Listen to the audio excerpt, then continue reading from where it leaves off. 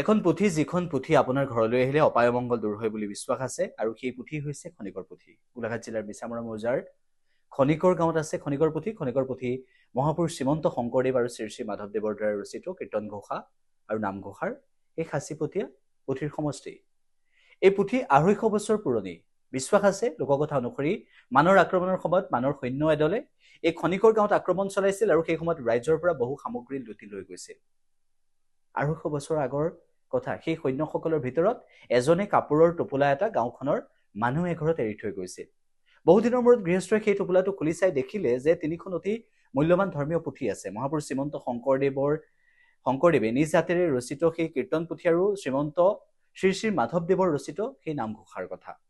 প্ৰথম অৱস্থাত গৃহস্থই নিজৰ গোসাঁই ঘৰতে ৰাখিছিল পুথিকেইখন আৰু খনিকৰ গাঁৱত থকা বাবে পুথিক কেইভাগৰ নাম দিয়া হয় খনিকৰ পুথি। খনিকৰ নামঘৰ ভাগ স্থাপন কৰে। কীৰ্তন পুথি এভাগ খনিকৰ গাঁৱৰ নামঘৰতে থাকে, আন দুখন পুথি বিভিন্ন ঠাইলৈ যায়। খনিকৰ নামত গোটেই ৰাতি পুথিভাগ পঢ়ে, বিভিন্ন প্ৰান্তলৈ যায়, বিভিন্ন ঘৰলৈ যায় আৰু এই পুথিভাগ গাড়ীত নাযায়। কিন্তু এই পুথিৰ দায়িত্বত থকা ভকতসকলে নিজৰ শিৰত সেই পুথিভাগ লৈ যায়, যিমান দূৰলৈকে খোজকাঢ়ি লৈ যায় খালী ভৰিৰে। এয়া হৈছে বিশ্বাস। ৰ'দে বৰষুণে লৈ যোৱা পৰিলক্ষিত হয়, যিমান দূৰ হলেও খোজকাঢ়িয়ে নিয়ে ভকতসকলে। আৰু এই খনিকৰ পুথিৰ অন্তৰ্গত এই কীৰ্তন পুথিৰ মুঠ পৃষ্ঠাৰ সংখ্যা হৈছে ১০৫ খিলা। এই পুথিৰ সাঁচিপাতসমূহ দীঘে ৪৫ চেণ্টিমিটাৰ, বহলে ১৬ চেণ্টিমিটাৰ।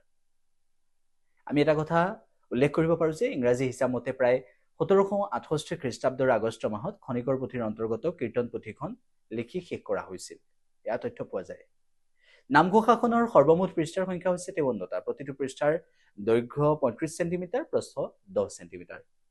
আপুনি যদি গোলাঘাটলৈ যায়, আপুনি যদি দেৰগাঁৱলৈ যায়, তেনেহ'লে কুৰালগুৰিৰ পৰা, হেমচন্দ্ৰ গোস্বামী পথৰ পৰা কুৰালগুৰিৰ পৰা আপুনি যদি সেই মিছামৰা মৌজাৰ অন্তৰ্গত খনিকৰ গাঁৱলৈ যায়, খনিকৰ চাৰিআলিৰ পৰা মাত্ৰ কিছু দূৰত খনিকৰ নামঘৰ।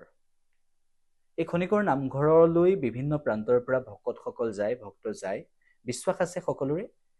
আৰু এটা কথা বিশ্বাস আছে সকলোৰে যে খনিকৰ পুথি যদি আপোনাৰ গৃহলৈ নিয়ে, তেনেহ'লে সেই অপায় অমংগল দূৰ হয় বুলি এটা বিশ্বাস আছে।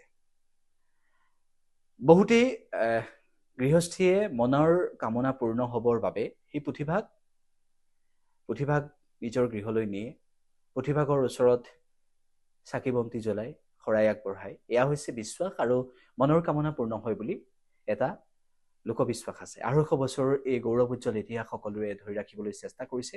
আৰু এই খনিকৰ পুথিৰ যি মহত্ব, এই খনিকৰ পুথিৰ যি বিশ্বাস সকলোৰে মাজত বৈ আছে, সেয়া নীৰৱে, সেয়া অবিৰতভাৱে বৈ থাকক, সেয়াই সকলোৱে বিচাৰে। আপুনি যদি কেতিয়াবা উজনিলৈ যায়, আপুনি যদি গোলাঘাট বা যোৰহাটৰ নহয়, আপুনি যদি গোলাঘাট, যোৰহাট, শিৱসাগৰৰ যদি নহয়, আপুনি যদি গোলাঘাট, যোৰহাট, শিৱসাগৰ বা ডিব্ৰুগড়, তিনিচুকীয়াৰ নহয়, আপুনি যদি নামনি অসমৰ কোনো এটা প্ৰান্তৰ, তেতিয়া আপুনি খনিকৰ পুথি নামঘৰলৈ যাব পাৰিব আৰু খনিকৰ পুথিৰ বিষয়ে আপুনি ভালদৰে চাব পাৰিব। কিয়নো এই পুথিৰ মহত্ব সঁচাই